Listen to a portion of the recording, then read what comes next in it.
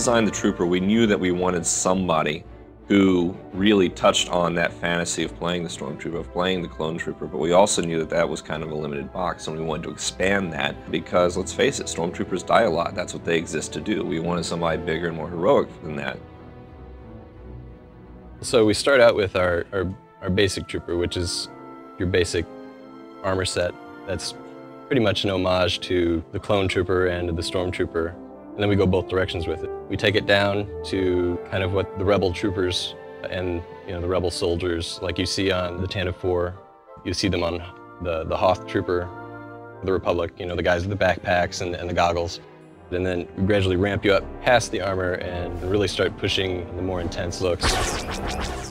A big part of the Trooper has been that they're more aggressive than the Jedi. They aren't bound by this code necessarily. They have regulations, they have rules, obviously, this is the Republic, but they are very aggressive in defending the Republic. They will go out of their way to attack the Empire, to attack their resources, their personnel, their weapons, to make sure that this is not just a fair fight, that the Republic is going to win this fight at all costs. What we really wanted was somebody who brought that sort of military point of view, which is, on one hand, he is an officer in the Army, on the other hand, war is hell. And sometimes you have to actually make the tough choices in order to get the stuff done. We had to sell animations to be giving them a strong feature. What defines a trooper? They are strong, they're efficient at what they do, and they carry a big supply of weapons that we need to support the animation to have these weapons look good in the game. This animation sells on how strong a trooper is in close battle. If the gun can't knock the enemy down, the Trooper will physically knock them down. The Trooper is largely, first and foremost, inspired by the gun and inspired by using a gun to solve problems. And so what we looked for is movie clips and other games and how they actually handle largely automatic fire, actually getting in there and just mowing down fields of people with lots of weapons.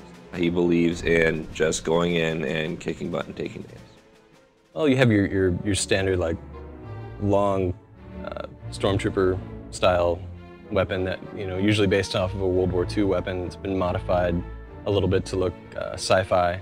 So you'll take like an old German rifle, put 3 or 4 scopes on it, and there you have your Stormtrooper rifle. But really, we've gone a lot further than that and given our Trooper some really awesome weapons.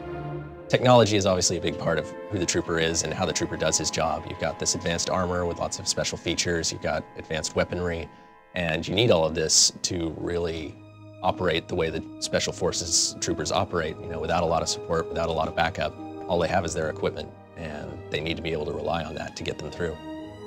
Designers spend an amount of time doing research on finding out what combat style is best fit for a particular class. They take those ideas and deliver it to animations for us to give it life.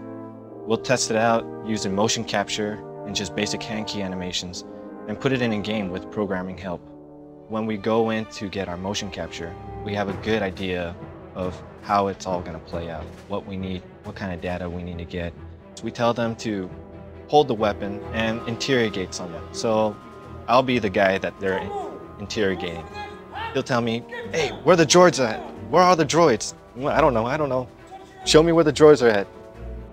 One of the funnest things that we did during a motion capture was get a prop gun. And you can see that he's struggling, like this is heavy.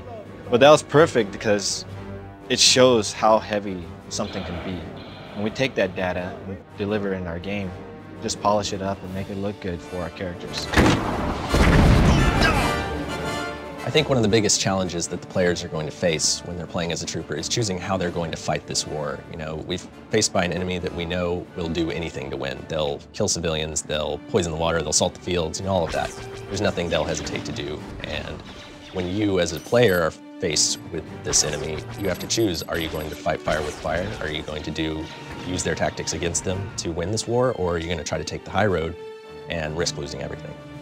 If people were asking me what class they should play in the Old Republic, I would have to say don't underestimate the Trooper, because it's just so satisfying to go in and all guns blazing, to go in and clear a room with grenades, clear the room with fire bombs and sticky grenades, and get the stuff done through just superior firepower.